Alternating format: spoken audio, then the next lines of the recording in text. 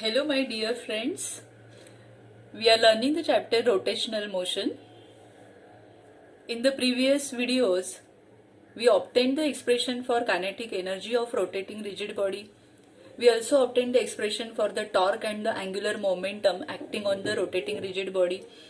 Okay, so today we have to learn the theorem of parallel axis. We have to learn the theorem of parallel axis. For this we need the concept of the moment of inertia. See what we learned in the previous videos, that if it is the rigid body and that is rotating about this axis of rotation passing through the point O, it is made up of the large number of the particles having the masses m1, m2, m3 and mn, which are situated at a perpendicular distances r1, r2, r3 and up to rn. In that case, we obtain the expression for the moment of inertia as plus sum of product of the mass and the square of the perpendicular distance, that is the m1 r1 square, m2 r2 square, mass and the square of perpendicular distance. In this way, mn rn square. And we represent this by using the sum. This summation of I is equal to 1 to n mi ri square. That means what? In short, moment of inertia we represent with the mr square. mr square. Okay, we learn this. You know this. Now in this case, in the theorem of the parallel axis, what we have to consider? Consider the rigid body. Consider the rigid body. Okay, that is rotating about this axis of rotation passing through the point O. Now what we consider, instead of the masses, different masses, we consider that particles having the masses dm. That means these are the small elements of the masses dm. dm. Instead of m, what we will consider? Small mass dm. Also this particle is made up of the mass, having the mass dm. In this way, nth particle is also having the mass dm. We consider the different distances. Here we consider that these are situated at the perpendicular distances r instead of r1, r2 up to rn. Okay. So in that case, moment of inertia, how to represent? See this one. See, that will be obviously sum according to the definition of moment of inertia. Sum of product of mass and the square of perpendicular distance. So mass is the dm and the perpendicular distance is the r, it's a square, so r square dm. So for each particle we can write sum of r square dm up to the nth particle r square dm. Okay. Now in this case, see, all terms are same. So instead of using the sum, we use the symbol integration. We use the symbol integration. So the integration is the addition of all same terms. Since the terms are different, so we use the sum here. Since the terms are same, we use the integration here. So that will be integration of r square dm, and that will be the I, moment of inertia. And we can write the IO because it is rotating about the axis passing through the point O. So moment of inertia about this axis of rotation of this body is given by IO r square dm. And you understand how we are getting this? Okay. So IO is equal to integration of r square dm. So this is the important thing we need while learning the theorem of parallel axis. Also, the second thing you must know, in the lower standard you learn that formula a plus b square. A plus b square. Do you remember that? A square plus twice ab plus b square. Square of the first term plus square of the second term, and the middle term is what? Twice of the product of the two terms. A square plus twice ab plus b square. All of you know this formula. So if you know this, it is very easy to understand the theorem of parallel axis. Okay, so let us start that theorem of parallel axis. Now you can write along with me. Draw the figure properly. While drawing this figure, draw the rigid body bigger. That means in this way, bigger. So you can draw that figure properly, because we have to show the two parallel axes. Up till now what we consider? Only the one axis of rotation, that body is rotating about that axis of single axis of rotation. Since here parallel axis, so we have to consider the two axes. So we have to show the two axes. So draw the bigger rigid body. So don't forget to show this, because it indicates that this is the rigid body and this front view only we are showing. Now consider the any point O, and the body is rotating about this axis of rotation. Show the dotted part now in this way. So if this body is rotating about this axis of rotation which is passing through the point O, that means this axis is perpendicular to the plane of the body. Okay, so that moment of inertia will be IO. Okay, now consider the center of mass of this rigid body. This body is also rotating about this axis of rotation. So since this is the center of mass, we can write this as a C. Okay, and this body is rotating about this axis of rotation. So that moment of inertia we can write as a IC, because that axis of rotation passing through the point C. Okay. Now let us consider the distance between the, now these are the two parallel axes. Okay, both are perpendicular to the plane of the body, so obviously they are parallel to each other. So this body is rotating about these two parallel axes. So let us consider the H be the distance, perpendicular distance between the two parallel axes, that is the H. Okay, now let us consider the small element, small particle having the mass dm, which is situated at the point P. So this is the point P at which the small particle having the mass dm is situated, which is at a distance r from the axis of rotation which is passing through the point O. So we consider this OP as a r. Okay, now show this CP.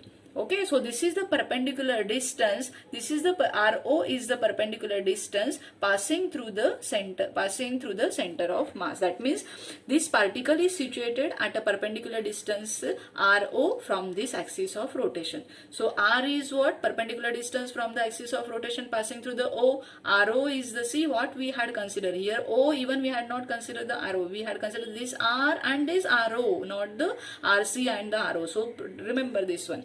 Okay, so R and the RO are the perpendicular distances of this particle from the axis of rotation passing through the O and the C respectively. Are you getting this? Okay. Now, to obtain this theorem or to prove this theorem, we need the small construction. So we have to do that construction. Suppose this OC is extended. See, like this it is extended. And on that OC extended, we have to draw the perpendicular from the point P. And let us denote this point as a D. Also consider the CD distance as a X. This small construction we need while proving this theorem. So let us do this. What we had done, draw the perpendicular from this point on the OC extended. Once you had drawn this figure, nothing is there. Very simple derivation and very simple statement. Now initially we see the statement of this theorem that we will prove later. Now if I will directly state the statement, that you cannot understand. So let me state first the mathematical statement. What is the mathematical statement? That mathematical statement of this theorem is nothing but the IO is equal to IC plus MH square. Now listen carefully the meaning of these terms. IO, moment of inertia about the axis of rotation passing through the point O. IC, I is the moment of inertia about the axis of rotation passing through the point C. M is the mass of the body. H is the perpendicular distance between the two parallel axes. Okay, once you know these terms, then you can write the statement. How? Very simple. See, this is what this state that the theorem of parallel axis state that what? It states that moment of inertia of the rotating rigid body about any axis is equal to sum. This is the sum of these two terms. So sum of, this is the moment of inertia about the axis passing through the center of mass, which is parallel to the axis passing through the O, and product of mass and square of the perpendicular distance between the two parallel axes. So if you know the meaning of each term, easily you can state the statement. I repeat, what is that? Moment of inertia about the axis passing through the any point is equal to sum of moment of inertia about the axis passing through the center of mass and product of the mass of the body and the square of perpendicular distance between the two parallel axes.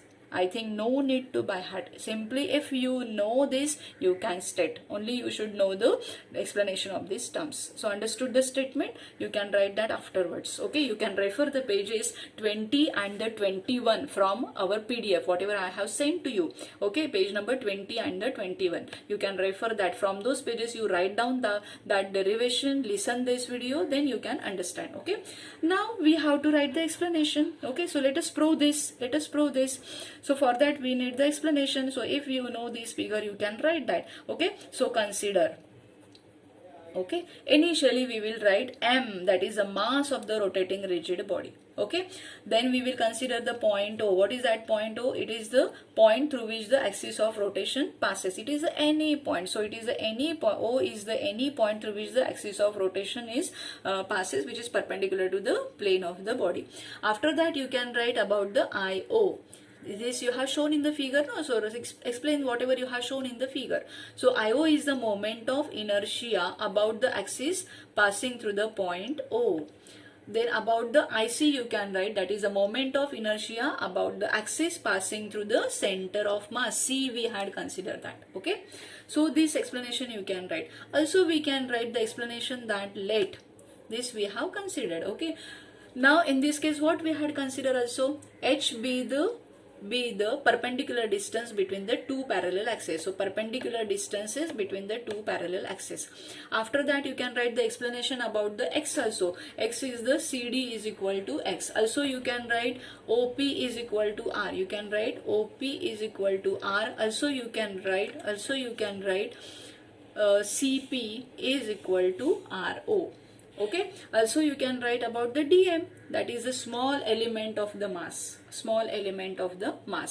and you know the definition of the IO. Now you know how to write the IO and the IC. So we can write IO is equal to, very important. Now how you will write the moment of inertia about this axis passing through the point O? By using this one.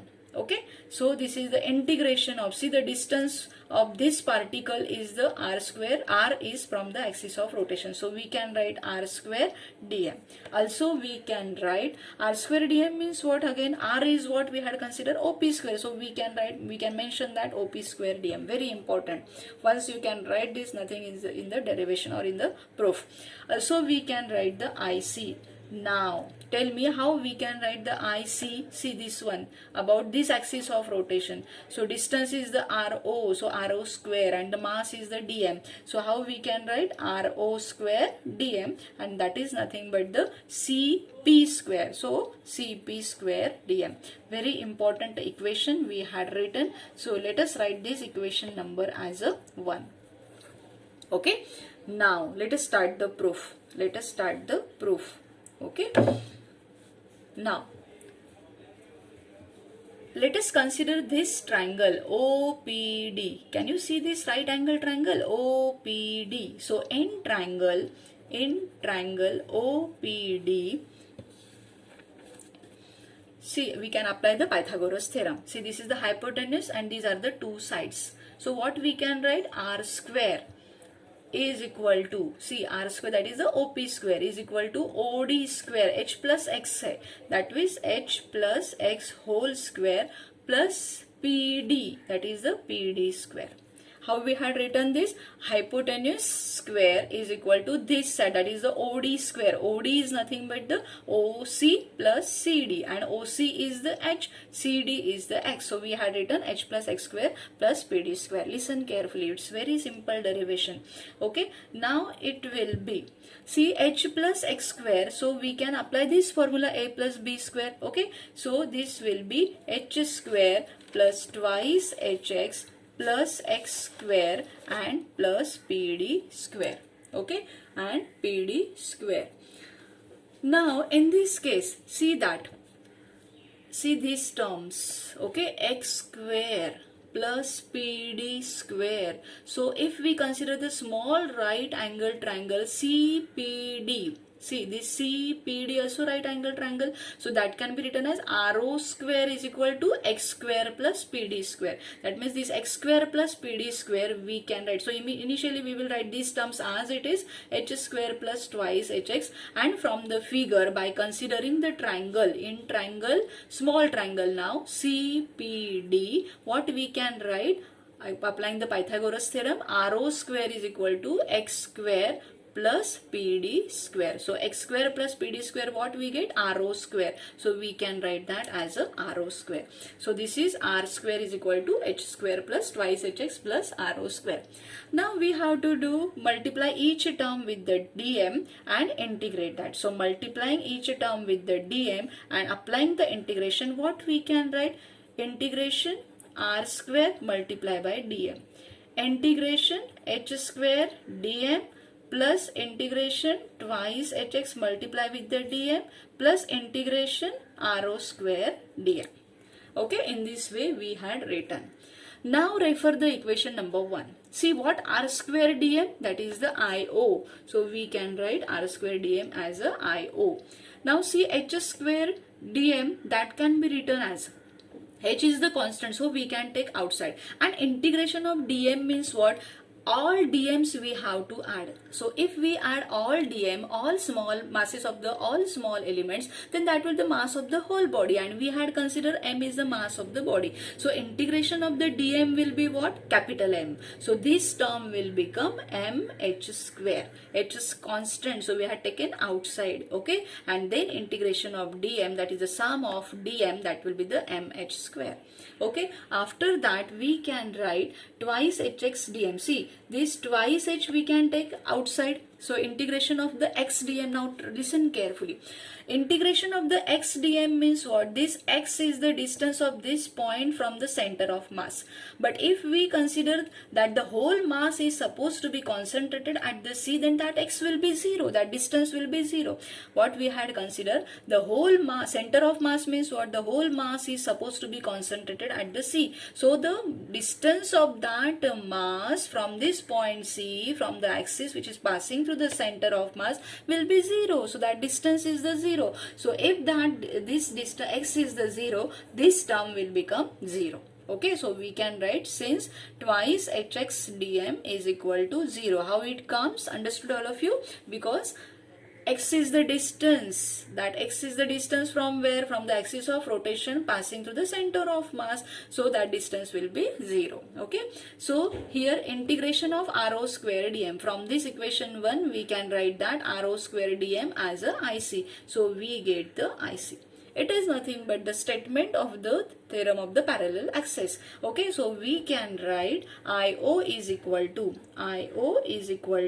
IC plus mh square, and this is the proof. Okay, so we obtained that the moment of inertia of the rotating rigid body about the axis passing through the point O is equal to, or the any point is equal to, sum of moment of inertia about the axis passing through the center of mass and what? Product of mass of the body and square of the perpendicular distances between the two parallel axes. So it's a proof. So write down this derivation properly. Okay, learn it from the page number 20 and 21 from the PDF, whatever I have sent to you. Okay, listen this video, also listen the previous videos again and again, and do the writing practice. Okay, thank you students.